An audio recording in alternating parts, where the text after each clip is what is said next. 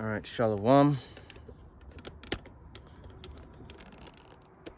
There we go. First and foremost, I'd like to give all the honor, glory, and praise unto Yahweh, Bahashem, Yahushai, Bahashem, Yakadosh.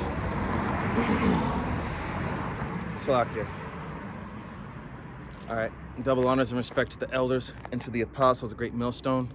Peace and blessing to all Akim that are preaching and teaching this word with 100% truth and sincerity, and unto the men, women, and children that are listening and learning, and unto the Bayis Adavada, the elect house of David, that is scattered abroad. I give you my utmost and sincere salutations, okay?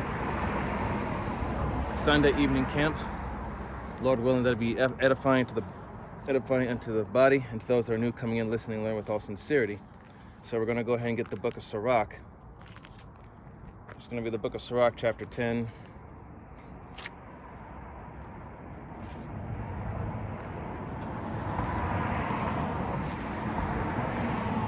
Sirach chapter 10, verse 1. And it says, a wise judge will instruct his people, and the government of a prudent man is well ordered. Verse 2. As the judge of the people is himself, so are his officers, and what manner of man the ruler of the city is. Such are all they that dwell therein. And verse 3, and an unwise king destroyeth his people, but through the prudence of them which are in authority, the city shall be inhabited. Okay? An unwise king destroyeth his people. And who is that unwise king? That's Esau Edom. Okay? He's the one that destroyeth his own people. Okay? He's the one that's got his people here in America divided. The haves against the have-nots. Okay? And not only that, an unwise king also does abominable things. I mean, look at what he's done. Chemtrails, which are nothing but sulfuric acid. You breathe that shit in, it causes physical ailments to your health. GMOs, lab-grown food,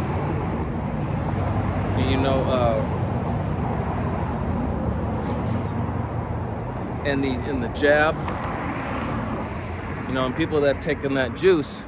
I remember seeing a post on YouTube where it says that over 13 million people have died because of that snake venom, that juice, that jab. And now people are starting to realize that they've made a huge mistake in taking it, and now all of a sudden there's nothing they could do about it. It's too late now. And and not only that, but this whole thing with the Rainbow Crew, you got these so-called Christians who are against it, and then you got the Rainbow Crew along with people who support that against one another. Esau Edom is purposely destroying his people. But it's all according to Bible prophecy anyway, because what they're trying to do is they're trying to collapse the system and the society, bring that chaos so they can bring in the solution, create the problem, get that reaction, and then later come up with the solution. But that's not how you're supposed to do things. That's through lies, deceit, and manipulation. All right, I'm gonna start back at the beginning here. Sirach 10 and 1. And it says, a wise judge will instruct his people, and the government of a prudent man is well ordered. Okay? So those who dwell with wisdom, according to the scriptures, they instruct their people in righteousness and govern the people, in an orderly fashion through honesty, integrity, and truth. That's how you're supposed to rule. In verse 2, it says, as the judge of the people is himself, so are his officers, and what manner of man the ruler of the city is. Such are all they that dwell therein. So in verse 2, I'll read it again. As the judge of the people is himself, so are his officers, those that are under him. Okay? The officers carry out the ruler's, his commands, right? So, the one who's in authority, he has to have his officers lead by example. and practice what he preaches. Okay? But, you know, under an unwise king, that's not happening right now. Esau Edom cannot do things by his own rules. He always has to break the rules. Okay? He doesn't play by the rules. That's his problem.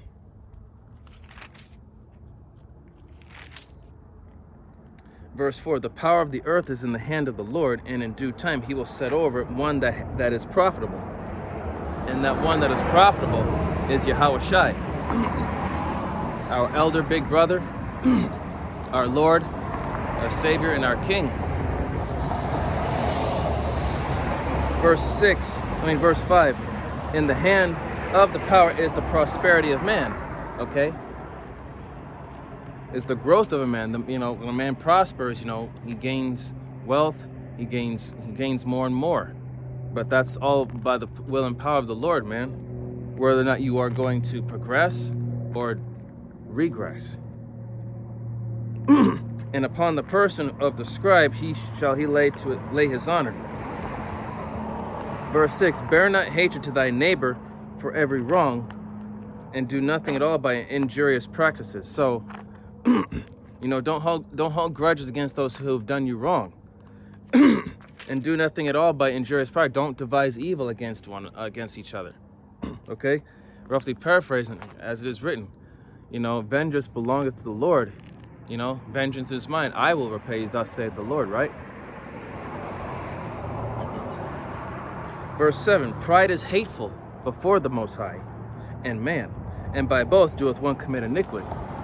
You know, Proverbs 16 and 18, you know, pride goeth before destruction, and a haughty spirit before a fall. Okay? By one's pride, they become puffed up, become high-minded, thinking highly of themselves, thinking that they're better than everybody else, thinking that no one can amount to their level or measure up to them, or nobody can do what they can do. You know, pride always comes back to bite you in the ass, man, because you have to understand that you are nothing. Verse 8, because of unrighteous dealings, injuries, and riches got by deceit, the kingdom is translated from one people to another. Okay? Unrighteous dealings, injuries, and riches gotten by deceit. That sounds like America. Through the act of rape, robbery, and murder, enslavement, and forced indoctrination. You know, these people are getting tired of America. More and more people are starting to cut off ties with America, other than just leaving behind the American dollar. But they're starting to do dealings with Russia and China. And Ethiopia just applied for the BRICS nations. I'm telling you, these other countries, they're tired of America. They're tired of the bullshit.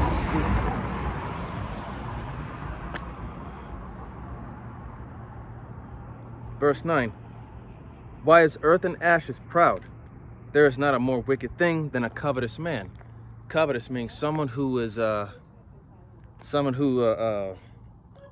one who is very desirable, like, you know, those lusts of the flesh. He desires things that are not his, or things that you know, he looks to like someone who's of carnality, someone who's like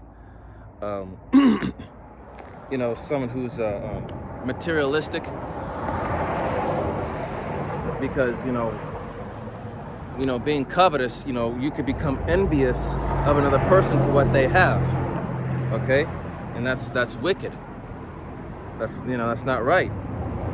For such an one setteth his own soul to sell his own soul, because while he liveth, he cast away his bowels.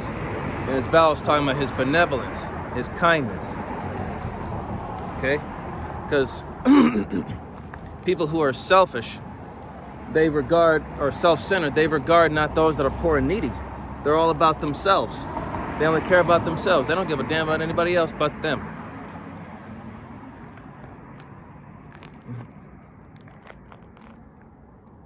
Verse 10, the physician cutteth off a long disease, and he that is today a king, tomorrow he shall die. Verse 11, for when a man is dead, he shall inherit creeping things, beasts, and worms. Meaning that when your body's in that grave, man, the only thing you're going to inherit is, you know, maggots eating away at your corpse. So yeah, so back to 10, the physician cutteth off a long disease, okay, an illness that you had for a long time. So that day you may be a king, you may be feeling like, okay, I feel a lot better now, but that next day you could be gone.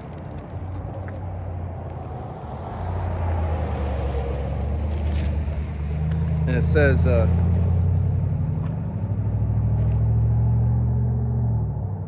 verse 12, the beginning of pride is when one departeth from the Most High.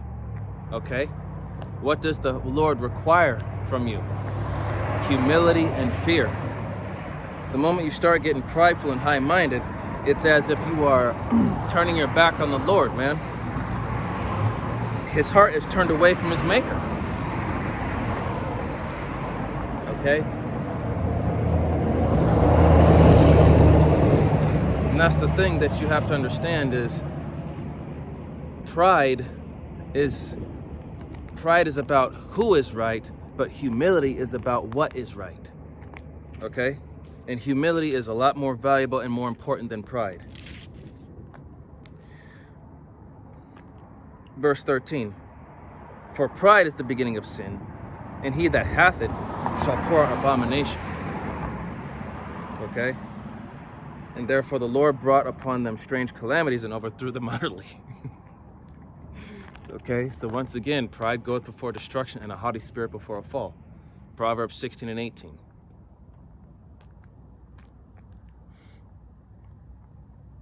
Verse 14, the Lord hath cast down the thrones of proud princes and set up the meek in their stead. So, as the scriptures say, you know, the meek shall inherit the earth, right? Verse 14, the Lord hath cast down the thrones of proud princes and set up the meek in their stead. 15, the Lord hath plucked up the roots of the proud nations and planted the lowly in their place. 16, the Lord overthrew countries of the heathen and destroyed them to the foundations of the earth. So those that were proud, you know, he took them out of power, made them base, and set up over it the meek and the humble. Okay? And Lord willing, you know, that we are of that meek and humble elect that, you know, make it out of here, that are accounted worthy to escape the said perils that are to come out of this book, man.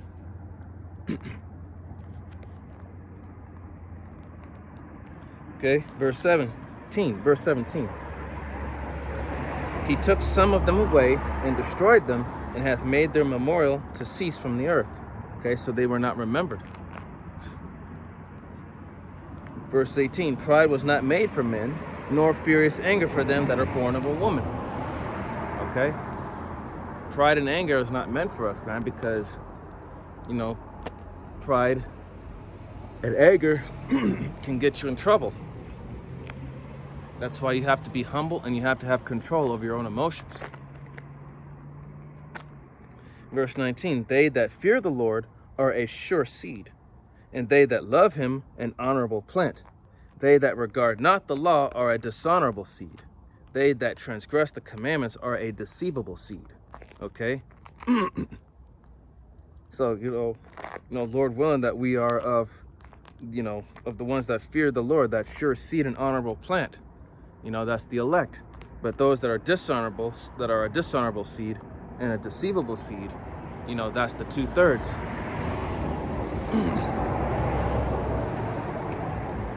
Verse 20. Among brethren, he that is chief is honorable. So are they that fear the Lord in his eyes. 21. The fear of the Lord goeth before the obtaining of authority, but roughness and pride is the loosing thereof. Okay? So the fear of the Lord goeth before the obtaining of authority. So by humbling yourself and fearing the Lord and doing as he says by his commandments, law, statutes, and commandments, then will you obtain honor, glory, and authority. Okay? Because when the kingdom of heaven is established here on earth, the elect are going to have that authority, that power and authority to rule over the nations under the authority and rule of Yahweh, Ba'ashem, Yahushai, the King David, and the 12 apostles, and the elect, man.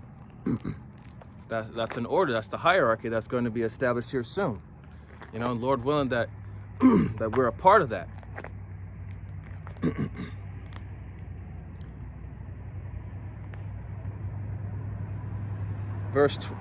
It says, but roughness and pride is the loosing thereof. So by being prideful,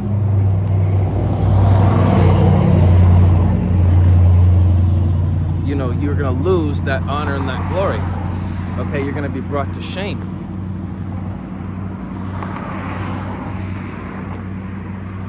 Verse 22, whether he be rich, noble, or poor, their glory is the fear of the Lord. Verse 22, it is not meet to despise the poor man that hath understanding, neither is it convenient to magnify a sinful man. Okay? You should not despise a poor man that hath understanding. Okay? Because a man that hath understanding, he has wisdom. Okay? He knows better. He is humble.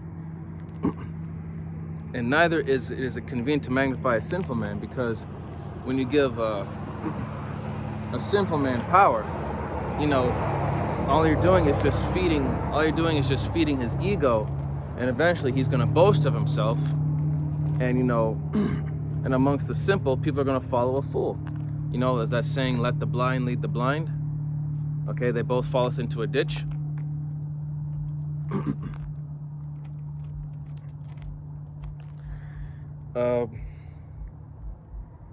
Verse 24, great men and judges and potentates shall be honored, yet is there none of them greater than he that feareth the Lord. Okay, so it doesn't matter what your status is in this society, okay, whether you be president, emperor, a governor, a mayor, a judge, or whatever, you have no greater value than a man that fears Yahweh Ba'ashem Yahushai.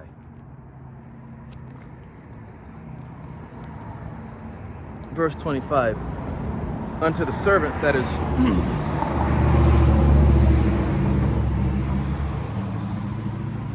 verse 25, unto the servant that is wise shall they that are free to do service, and he that hath knowledge will not grudge when he is reformed. So let me read that one more time.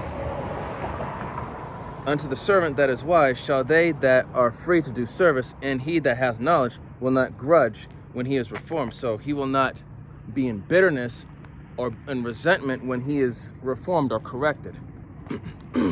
So a person that is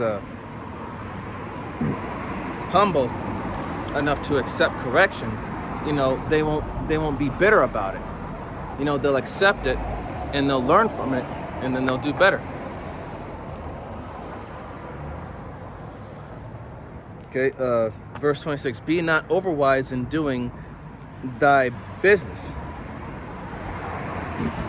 and boast not thyself in the time of thy distress. Okay, you know, don't be overwise. You know, don't you know, as a saying that don't overdo it. But and boast not thyself in a time of distress. You know, excuse me.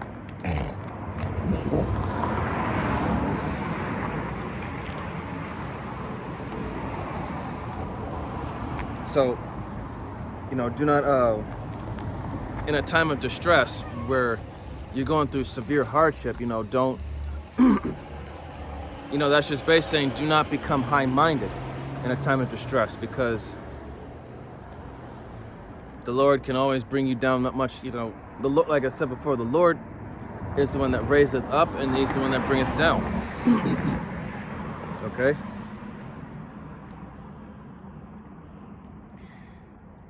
Verse 27, better is he that laboreth and aboundeth in all things than he that boasteth himself and wanteth bread. Okay, it's better to work, and it's better to to work and abound in all things, meaning to do things to the best of your ability with all truth and sincerity, than to be someone who sees himself to be better than everyone, but he wants, wanting bread. He wants better. It's better to work for what you earn than to boast and act like people owe you. Okay? And that's the mentality of a lot of people here, especially this younger generation. Okay? They always want to start from the top. They don't want to start from the bottom and work their way up. Okay? They have that self-entitled attitude. Okay? It's that pride.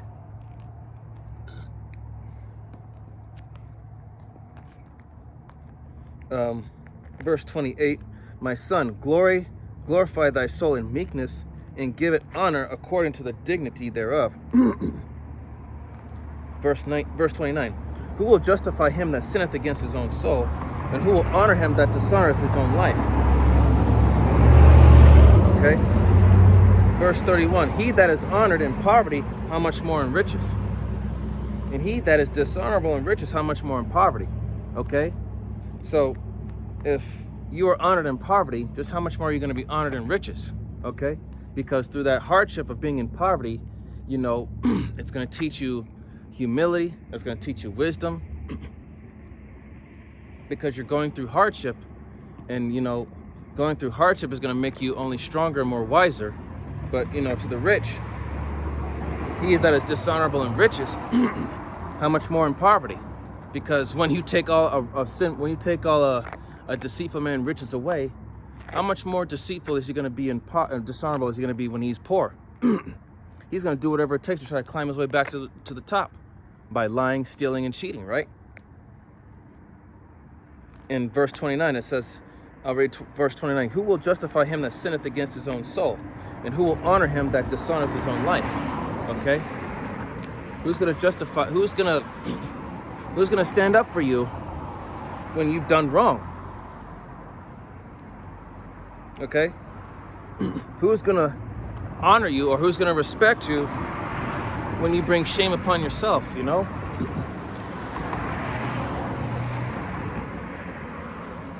That's why accountability is a thing, man. You got to take accountability for your own actions, and you got to watch how you move, because there's always somebody watching you.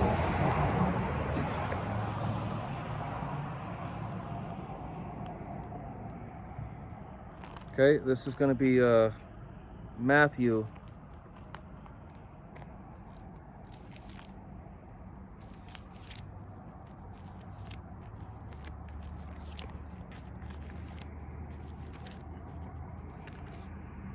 chapter 5, verse 3. And it says, blessed are the poor in spirit, for theirs is the kingdom of heaven. Okay? And the poor are blessed.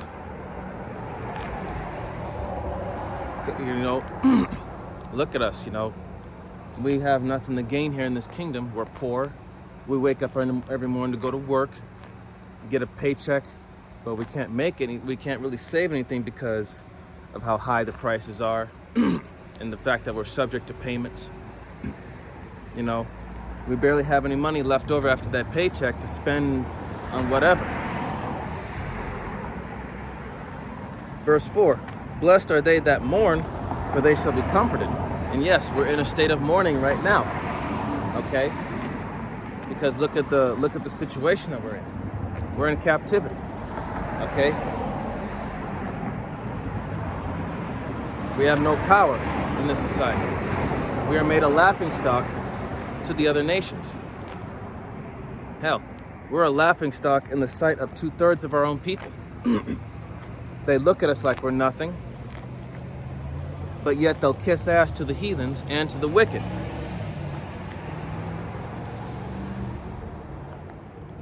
Verse 5, blessed are the meek, for they shall inherit the earth. Okay?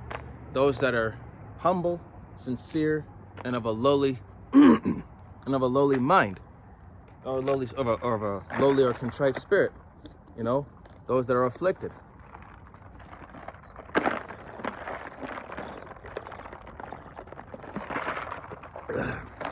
Excuse me, I'm just thirsty, it's hot out here.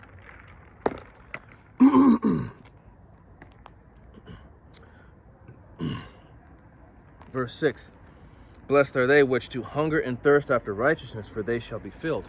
Okay? We are vexed sore and perplexed on every side, man. Just like how Lot was, you know, when he was in Sodom and Gomorrah. You know, he was sorely vexed by the abominable acts of the people and their wicked conversations. You know, it vexed him, and you know, it's the same thing for us today. Dealing with these prideful, self-entitled, wicked-ass, abominable people. There is no humility nor sincerity in the people here in Babylon. None. None whatsoever.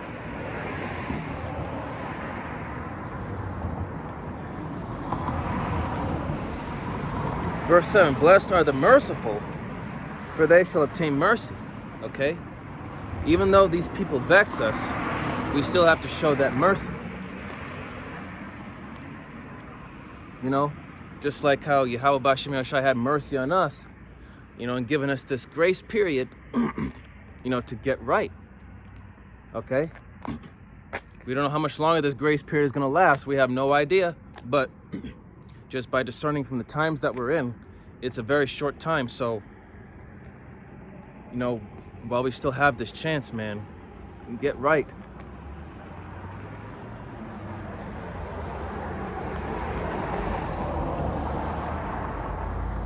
You know, and that's another thing too. You can't allow yourself to be overcome with wrath or envy. Okay? Verse 8, blessed are the pure in heart, for they shall see the Most High. Okay, the pure in heart, you know, pure in their mind. Okay? Their mind is solely focused on Yahweh Bashim Yahushai and His Word.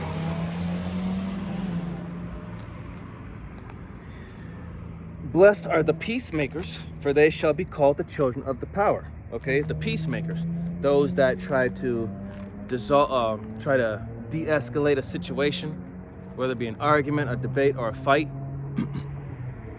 You know, try to keep the peace. Okay, try to resolve issues. You know, as the scriptures say, roughly paraphrasing, let all things be done decently and in order. Okay? And peacemakers, they do things with reason, decency, and in order. Okay? They handle things in a mature manner through reason. Verse 10, blessed are they which are persecuted for righteousness' sake, for theirs is the kingdom of heaven. Okay? And persecution is right around the corner. There's going to come a time when they know who the prophets are. They know who we are. And when the time comes, they're going to come after us. They're coming. They're coming. And you know, there was a video that was put up where where Eve, this Israelite woman, she said that there's a group of men that are being trained right now, and there's a group of men that are gonna take persecution like eating candy. About the elect men. You know, and Lord willing, that myself as well as you sincere Akim are those men. Okay. Verse 11, blessed are ye when men shall revile you and persecute you and shall say all manner of evil against you falsely for my sake. Okay. So it is better to be hated in this society than to be loved. Yahweh Shai was hated. So don't you think that we would be hated for his sake? Verse 12, rejoice and be exceeding glad, for great is your reward in heaven, for so persecuted they the prophets which were before you. Okay? just like back then. And just like what happened back then, it's gonna happen again in this time. Okay. Let's see.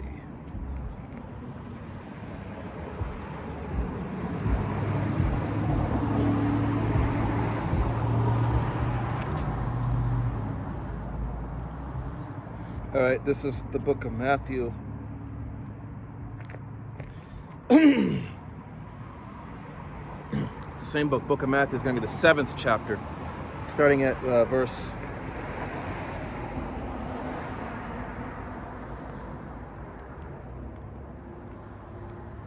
This is going to be chapter 7, verse 13.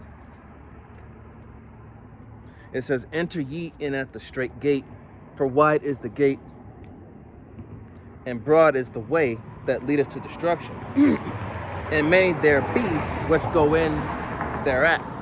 Okay? And if you've been paying attention to what's been going on, you know, we don't know, you know, from watching the elders of GMS, you know, there's this constant talk about, you know, the power grid going down and blackouts. Well, heck, one reporter, Lisa Cabrera, she said there are blackouts in certain parts of the Midwest, okay, that's left hundreds of thousands of people without electricity, running water. And some people were, you know, couldn't go to work. And, you know,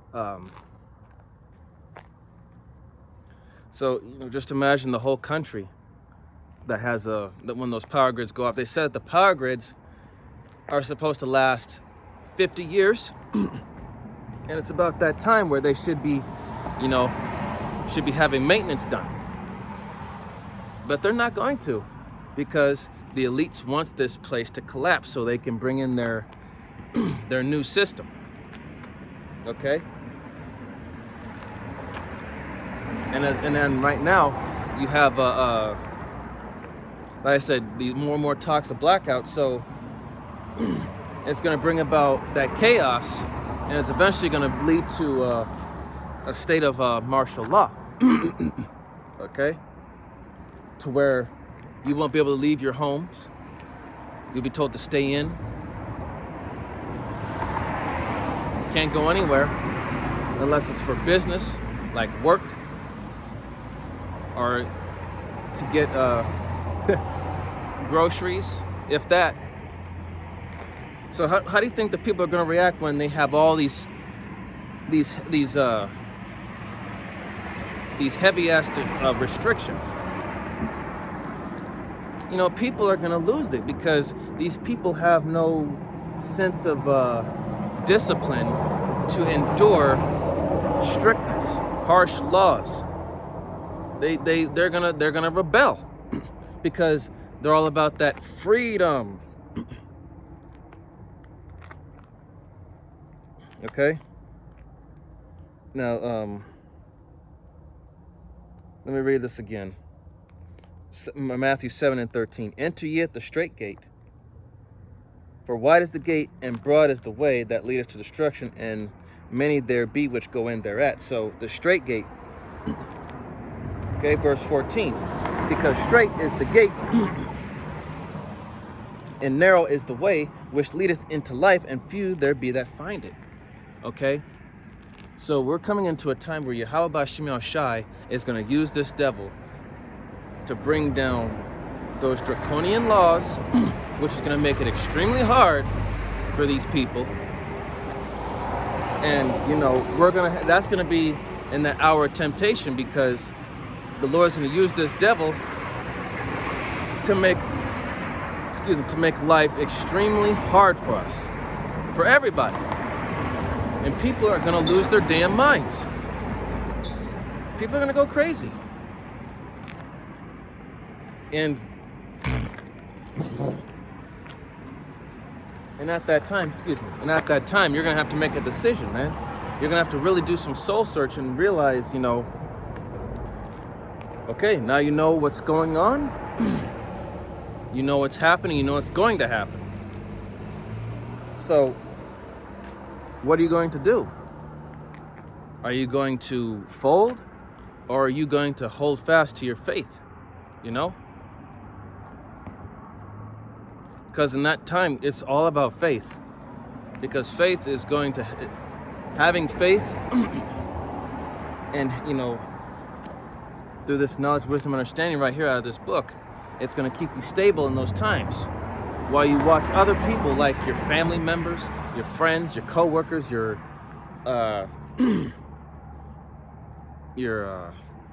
acquaintances, so on and so forth. You're going to watch everybody, even strangers, you're going to watch everybody lose their shit.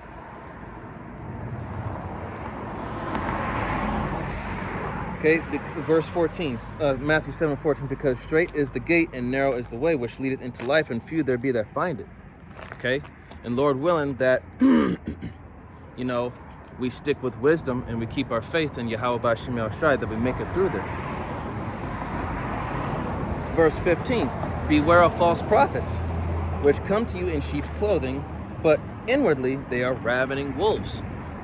Okay, false prophets, like some of these other Israelite groups, and you know which ones they are, as well as these wacky tacky Christian pastors in these harlot houses, Catholicism, Mormons, Lutheran, Protestant, all of those, or even Buddhists or Hinduism, Muslim, whatever, all those man-made religions, those are all false prophets.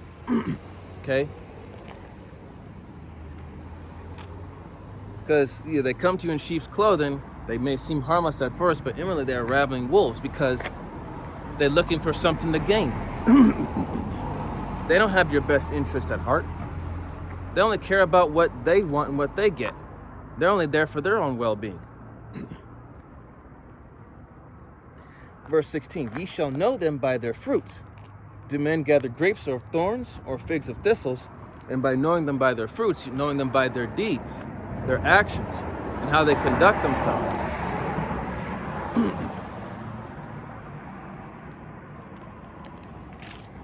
17, even so every good tree bringeth forth good fruit, but a corrupt tree bringeth forth evil fruit. And the Lord is using the word tree as a parable for a person, because nations they represent trees. Okay, a good tree cannot bring forth evil fruit. Neither can a corrupt tree bring forth good fruit. Okay? So a good man cannot bring forth evil work, and nor could an evil man bring forth good work. Okay? In verse 19 it says, every tree that bringeth not forth good fruit is hewn down and cast into the fire.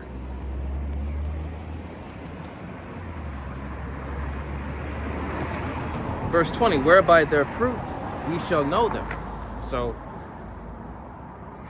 by their actions we will know where they stand. Verse 21, not everyone that saith unto me, Lord, Lord, shall enter into the kingdom of heaven, but he that doeth the will of my Father which is in heaven. Okay? Not everyone, but those that do the will of Yahweh, B'Hashem Yahushai, have that right to enter into the kingdom. Verse 22, many will say to me in that day, Lord, Lord, have we not prophesied in thy name? And in thy name have cast out devils? And in thy name done many wonderful works? Verse 23, and this is the scary part.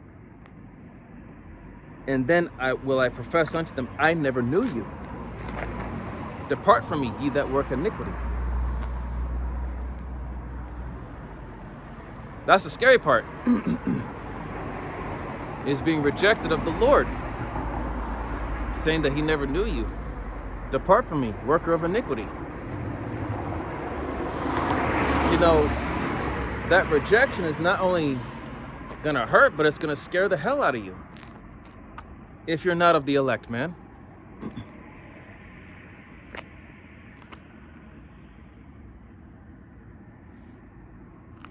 Okay,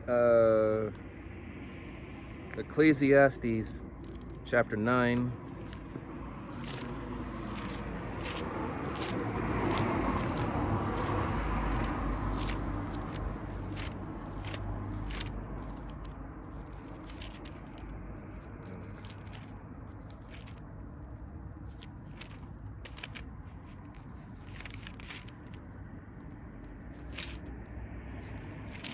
Ecclesiastes chapter 9.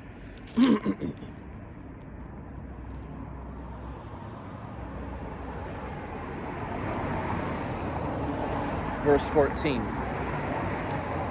Ecclesiastes 9 and 14. There was a little city.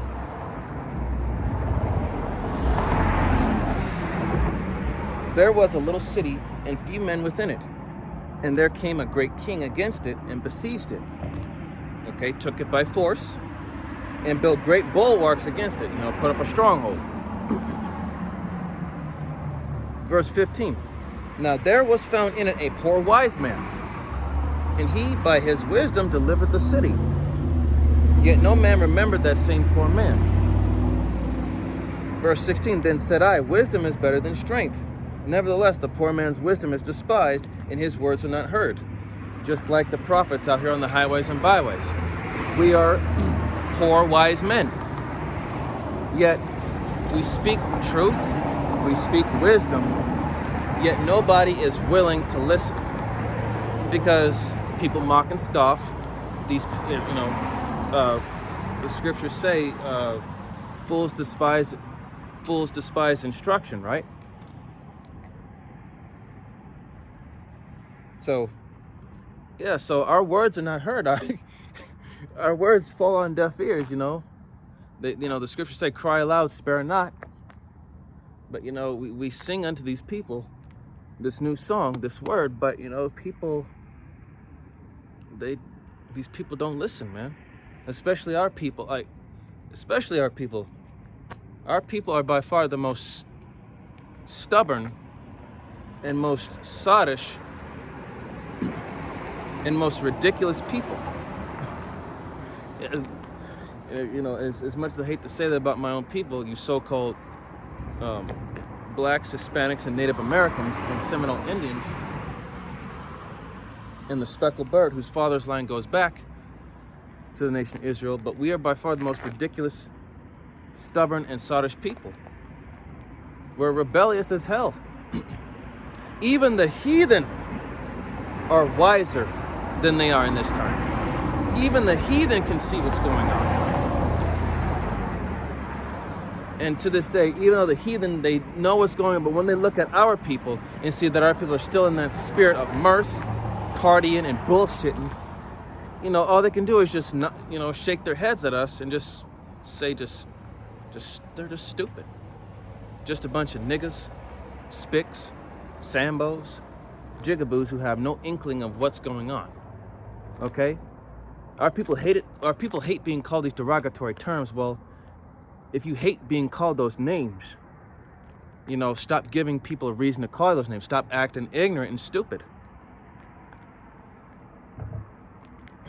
Verse 18, wisdom is better than weapons of war, but one sinner destroyeth much good. So wisdom is better than weapons of war.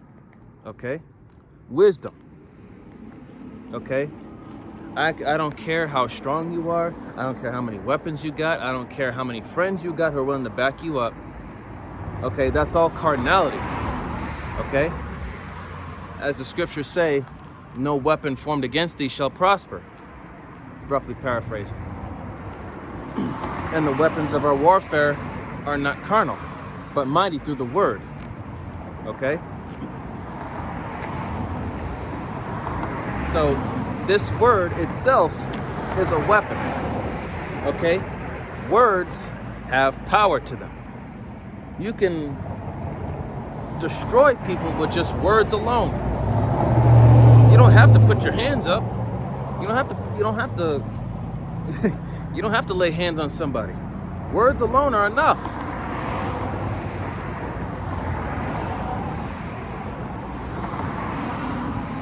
All right, we're going back to Sirach.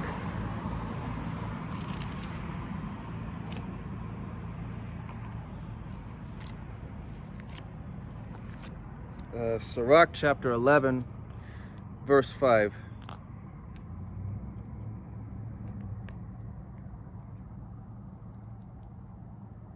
Sirach 11 and 5.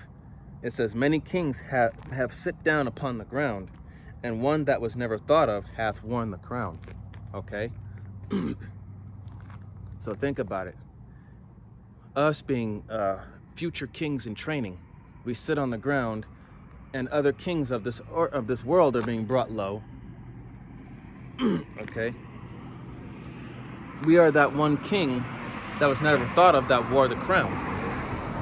You know, Lord willing that we, you know, that the Lord has a crown awaiting for us.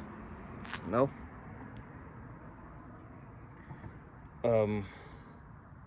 Verse 6, many mighty men have been greatly disgraced, but the honorable delivered into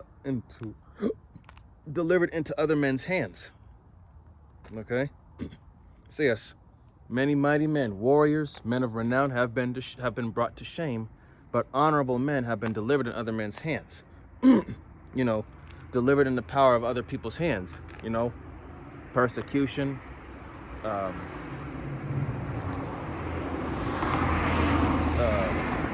captivity, so on and so forth, right?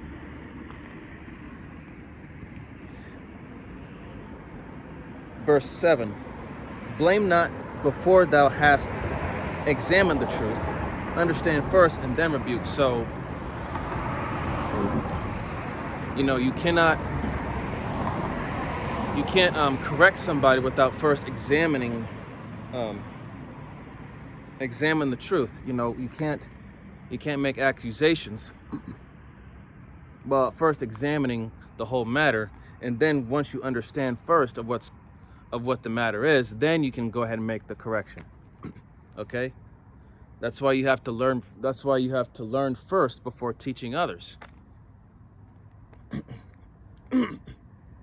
So that way, when you have that wisdom, knowledge, and understanding, you can examine the whole matter and see what's going on and make that correction.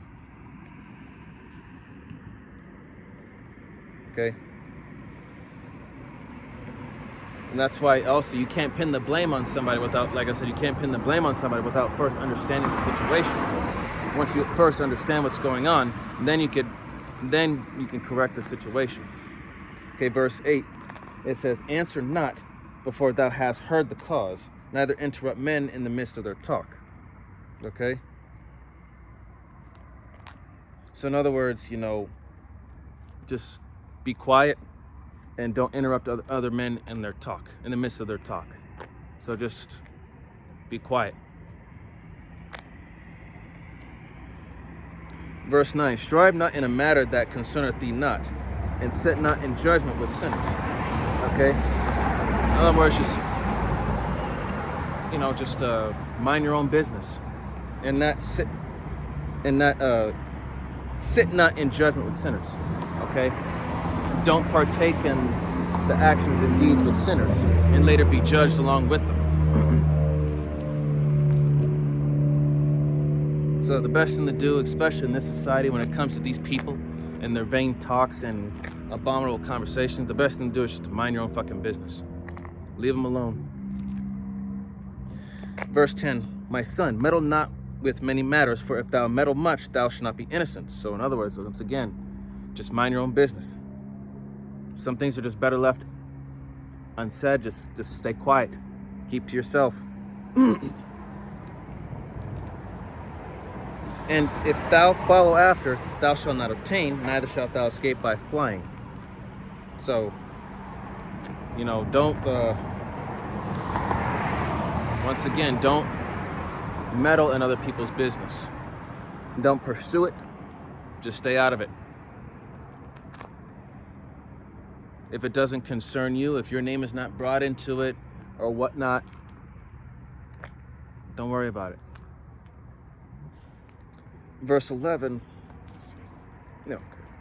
verse 11, it says, there is one that laboreth and taketh pains and maketh haste, and is so much the more behind.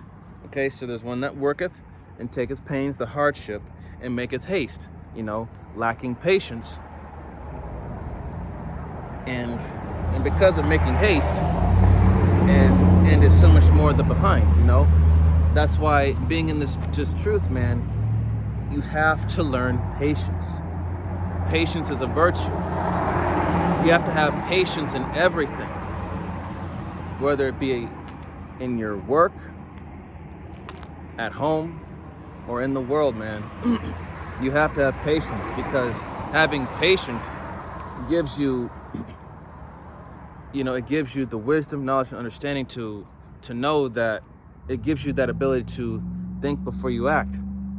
And I'm speaking to myself first and foremost. I need to work more on patience myself. Okay, verse 12. Again, there is another that is slow and hath need of help, wanting ability and full of poverty, yet the eye of the Lord looked upon him for good and set him up for his low estate. Verse 13, and lifted up his head from misery, so that many that saw it marveled at him. In fact, let me get a Sirach chapter 2, verse 1.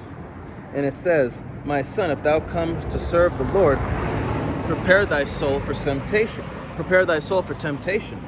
Set thy heart aright, and constantly endure, and make not haste in time of trouble. Verse 3, cleave unto him, and depart not away, that thou mayest be increased at thy last end. In verse 4, whatsoever is brought upon thee, take cheerfully, and be patient when thou art changed to a low estate. Okay. When you're in this truth, man, the Lord is going to test you. What is he testing? He's testing your faith, your patience, and your wisdom, man. Okay? Every day is a test. In some way, shape, or form, it is a test. And you have to understand, when you are brought to a low estate, the Lord is doing that for a reason. For you to learn a lesson because you fucked up in something, or to test your faith and your patience.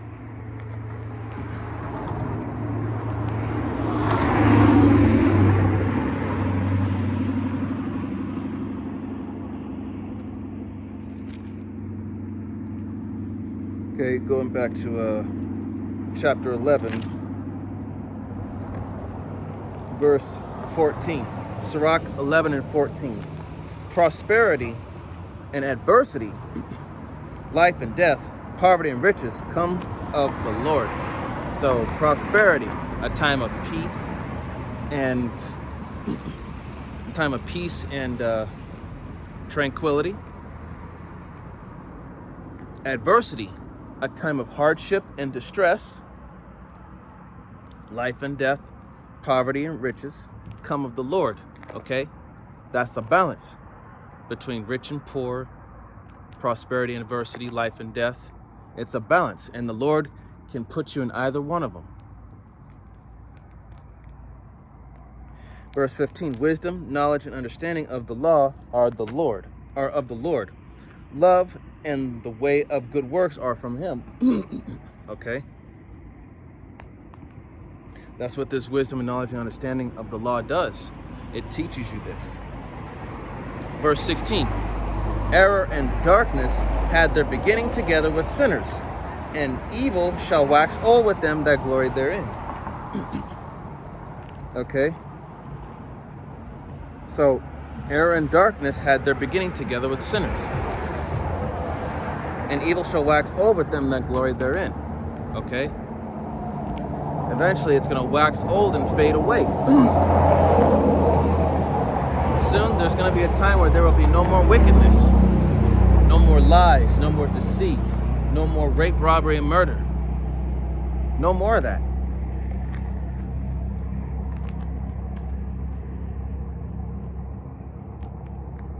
Verse 17, the gift of the Lord remaineth with the godly, and his favor bringeth prosperity forever. Okay? Verse 18, there is that waxeth rich by his wariness, wariness meaning his prudence, and pinching meaning his hardship, and this is the portion of his reward. Okay? So by prudence and hardship, okay, your reward is, waxing rich. The Lord will increase you, exalt you. Okay, verse 19.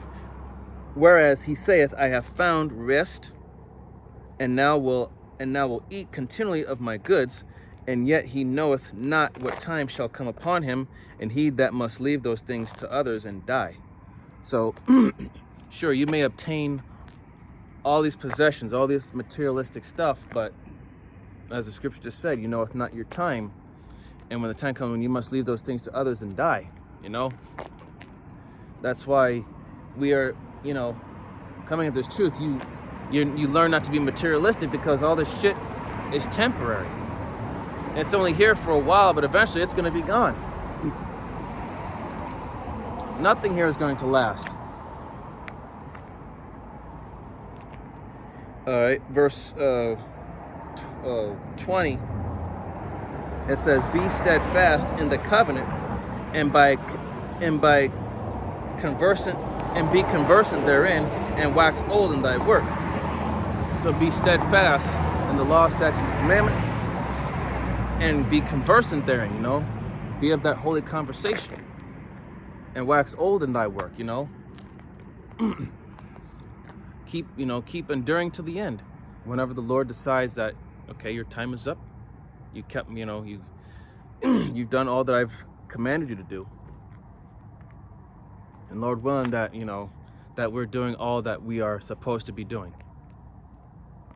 Verse 21, "Marvel not at the works of sinners, but trust in the Lord and abide in thy labor, for it is an easy thing in the sight of the Lord on the sudden to make a poor man rich." Okay? So don't worry about the works of these sinners. Don't marvel at them just because they seem like they got it good or they're doing better than you in one aspect of life. Don't be envious of the oppressor or envious of others or of the 2/3. Okay, if they got it good in this world, okay, fine, have it. You want to be of this world, fine, you can have it. I don't want it. Fuck this world. Like it says, so that's why we are to just trust in the Lord and abide in our labor, by keeping this word, man. This is our labor. This is our work. For it is an easy thing in the sight of the Lord on the sudden to make a poor man rich. Verse 22, "The blessing of the Lord is in the reward of the godly, and suddenly he maketh his blessing to flourish." Okay?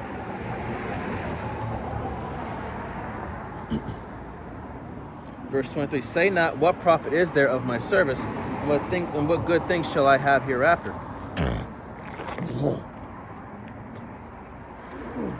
Excuse me. Verse 24. "Again, say not, I have enough and possess many things, and what evil can come to me hereafter?" Okay? So that goes into being prideful, thinking that you're untouchable. Okay? Just because you have all these things doesn't mean that the next day you can't have it all taken away from you, because the Lord can do that. 25. And also back to 23 when it says, "Say not, what profit is there of my service, and what good things shall I have have hereafter?" That shows a lack of faith, man. The Lord sees you.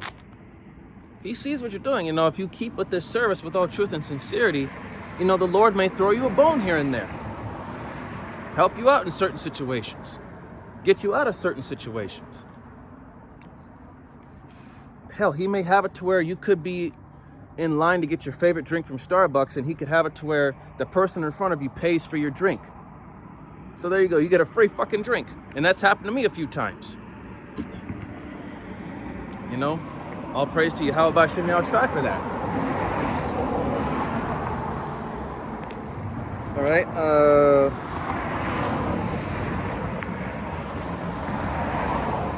Verse 25. "In the day of prosperity, there is a forgetfulness of affliction." So, You know, when people get too comfortable, they forget about what they went through in order to get to that level of comfort, man. You know, you know, when you forget that level of comfort, you get, you become, you know, you become too lax, too lazy, you know, become slothful, which leads to pride, and so on and so forth. You know what happens. So, yeah, so Sirach 11:25, in the day of prosperity there is a forgetfulness of affliction, and in the day of affliction there is no remembrance of prosperity. Because the Lord can make it to where you can go through so much hell. He's gonna have you forget about those times when you were living in comfort. And you know what? You know, some of the people here in America, yes, America is falling apart and people are starting to go through these hardships. They're starting to go through these hardships, but they don't know what hardship really is. Look at some of these other countries, these third world countries. Look at what their people are going through. Their children, starvation, disease, poor as hell, don't have a roof over their head. And America is about to experience that real soon, when all hell breaks loose.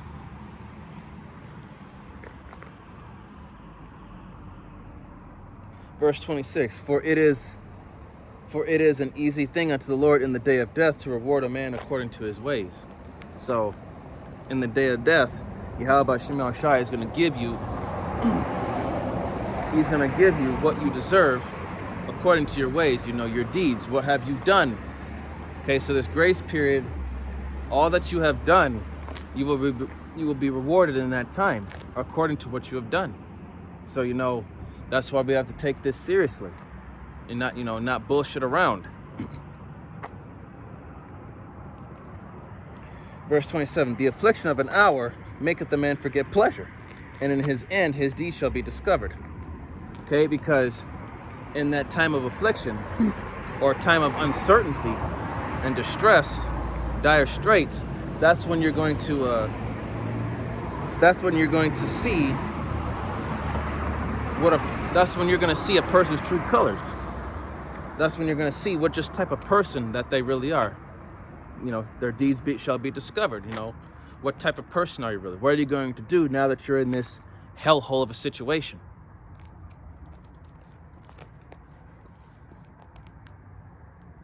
Okay, now we're going to go back to Ecclesiastes. We're going to go to Ecclesiastes, the 8th chapter.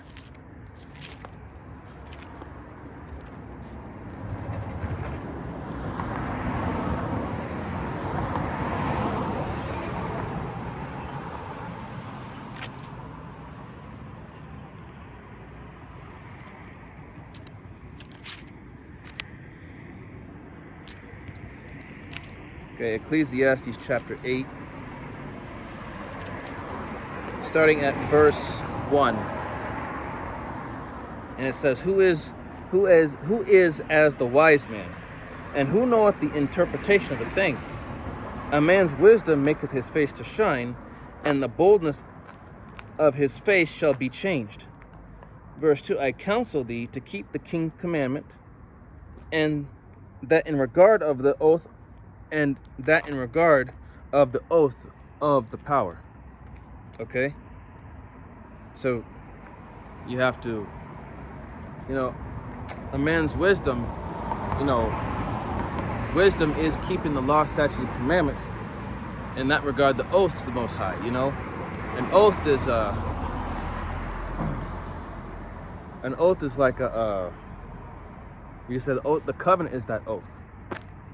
Okay? We made that blood pact. Okay?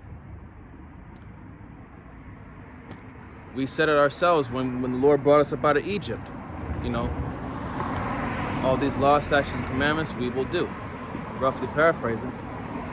So, you know, we made that oath, and now our job, our service to the Lord, is to keep the laws, statutes, and commandments.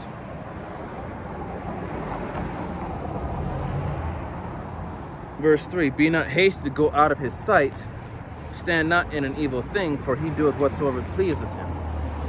Okay? So, be not hasty. Don't do anything stupid, and don't get yourself involved into something that is wrong, or that can get you into trouble. For he doeth whatsoever pleaseth him, which means he's going to do what's pleasing to him, which is, cast that judgment. Verse 4, wherefore the word of a king is there, wherefore, slack it. Let me start over. Ecclesiastes 8:4. Where the word of a king is, there is power. And who may say unto him, what doest thou? Verse 5, whoso keepeth the commandment shall feel no evil thing, and a wise man's heart discerneth both time and judgment. Okay? So, by keeping these laws, statutes, and commandments, in the book of Deuteronomy, it says, book of Deuteronomy 11:26, I set before you this day a blessing and a curse. A blessing if you keep my laws, statutes, and commandments, and a curse if you turn aside from them. Roughly paraphrasing. In fact, I'm going to go to it because I don't want to butcher that scripture. Because it's clear upon tables that the Lord gave us, and here it is. Deuteronomy 11:26. Behold, I set before you this day a blessing and a curse. 27, a blessing if ye obey the commandments of the Lord your power, which I command you this day. And a curse if ye will not obey the commandments of the Lord your power, but turn aside out of the way which I command you this day, to go after other gods, which ye have not known. And other gods, of course, goes into, that false idols, idolatry, and adultery, but it also goes into philosophies as well. Okay, going back to Ecclesiastes.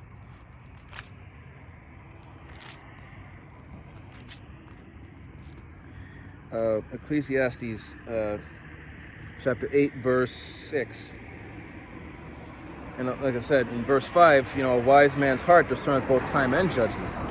Okay? We understand both time and judgment, and how do we do that? By measuring thou the time diligently. By keeping our eyes open and keeping watch on what's going on. Verse 6, because to every purpose there is a time and judgment. Therefore the misery of a man is great upon him.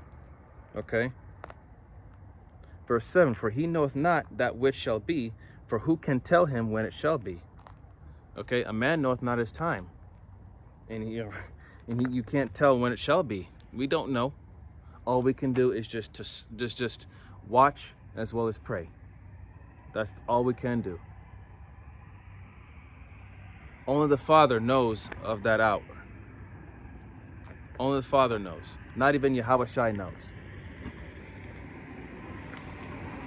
Verse 8, there is no man that hath power over the Spirit to retain the Spirit, neither hath he power in the day of death.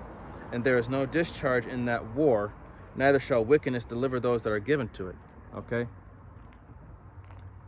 The wickedness that, the wicked are going to die in their own wickedness. Okay? Verse 9, and it's, let me see. Okay, that was it for that.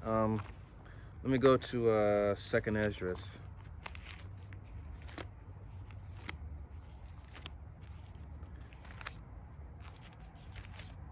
2nd Esdras chapter 9. And it says right here, verse 1, it said, he answered me then and said, measure thou the time diligently in itself, and when thou seest part of the signs pass, which I have told thee before, then shalt thou understand that it is the very same time wherein the highest will begin to visit the world which he made. Verse 3, therefore, when there shall be seen earthquakes and uproars of the people in the world, then shalt thou well understand that the Most High spake of those things from the days that were before thee, even from the beginning. Verse 5, for like as all that is made in the world hath a beginning and an end, and the end is manifest. Verse 6, even so, the times also of the highest have plain beginnings and wonders and powerful works and endings and effects and signs. 7, and everyone that shall be saved and shall be able to escape by his works and by faith whereby ye have believed. Verse 8, shall be preserved from the said perils and shall see my salvation in my land and within my borders, for I have sanctified them for me from the beginning. Talking about the elect.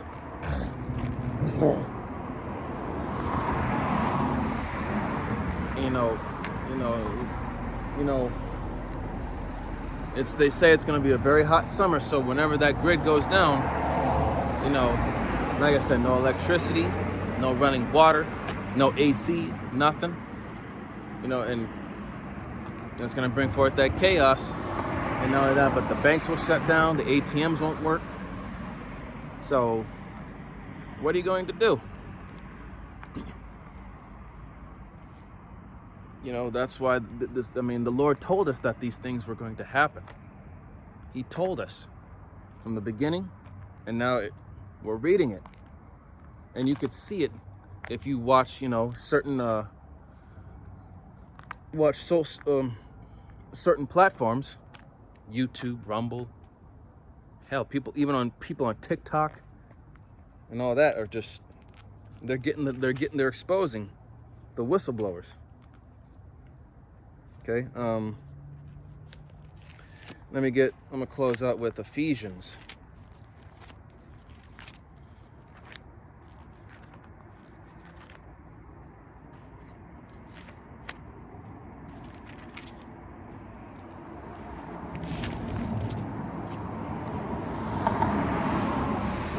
Okay. This is Ephesians chapter 5, verse 15. See then that ye walk circumspectly, not as fools, but as wise. 16. Redeeming the time, because the days are evil. Verse 17. Wherefore be ye not unwise, but understanding what the will of the Lord is. Okay? So we have to move with wisdom and be careful how we move and what we do. Like I said, Esau, Edom, there's always somebody watching, but especially Esau, Edom, but ultimately Yahweh B'Hashem Yahushai. Verse 18, and be not drunk with wine wherein is excess, and be filled with the Spirit. And that wine is talking about philosophies. Okay? But be understanding of what the will of the Lord is, man. The Yahweh B'Hashem Yahushai is going to destroy this place. Okay? And, keeping your eyes open, because these days are evil. More and more people are dying every day. And if you've been paying attention to the news, France is in an uproar, burning their shit down because over the death of one so-called black teen that the police shot. Now their people are just... All right,